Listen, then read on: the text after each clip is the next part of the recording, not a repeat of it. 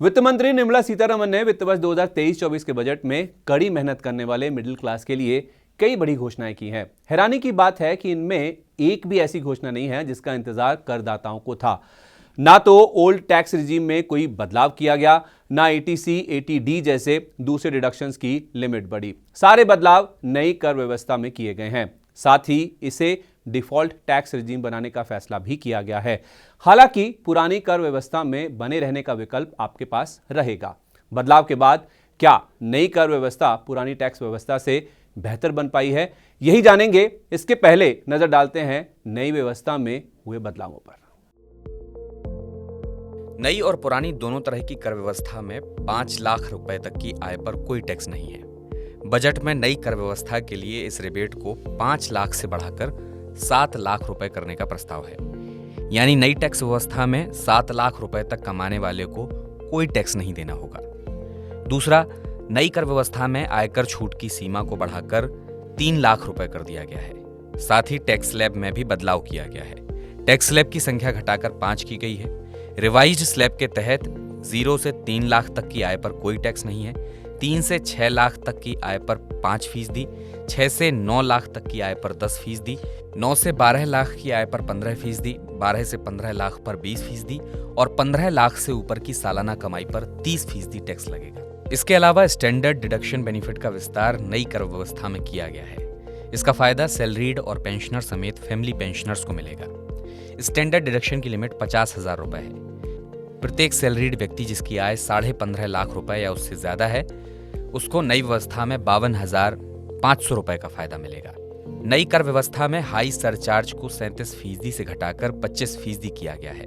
ये दरें 5 करोड़ रुपए से ऊपर की इनकम पर लागू होंगी। अब बात पुरानी टैक्स व्यवस्था में कर की दरों की। पुरानी कर व्यवस्था में 2.5 लाख रुपए तक की आय पर कोई टैक्स नहीं है। 2.5 लाख रुपए से 5 लाख तक पर 5%, 5 लाख 1 रुपए से लेकर 10 लाख पर 20% और 10 लाख रुपए से ऊपर की आय पर 30% टैक्स लगता है।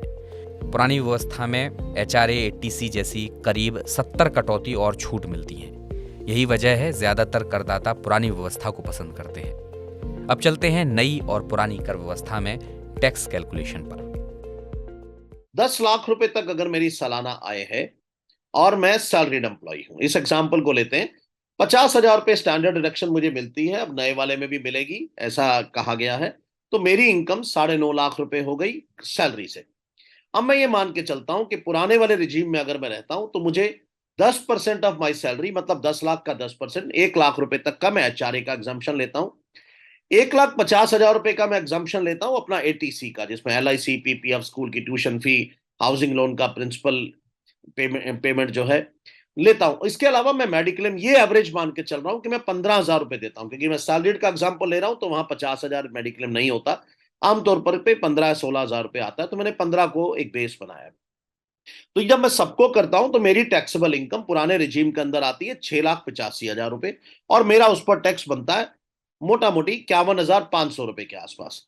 अब मैं इसी अमाउंट को जब नए टैक्स स्लैब में लाता हूं, नई न्यू रिजीम के अंदर, तो मेरी 10 लाख रुपए की सैलरी है, 50,000 स्टैंडर्ड डिडक्शन, 9.5 लाख रुपए।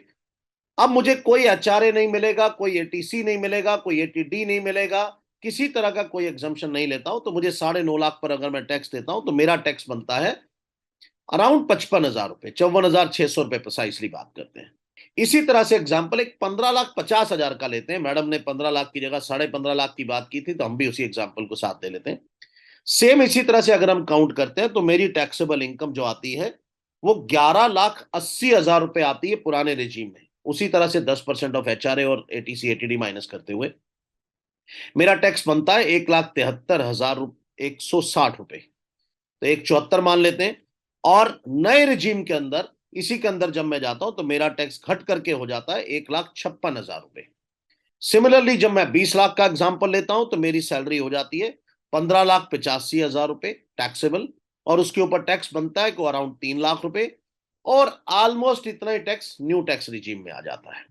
तो ये जब मैं कंपेयर करता हूं तो ये बेसिकली इस ढंग से किया गया कि आप HRA छोड़ दीजिए, ATC छोड़ दीजिए, ATD छोड़ दीजिए, तो वो सेट ऑफ सारा इसके अंदर हो रहा है।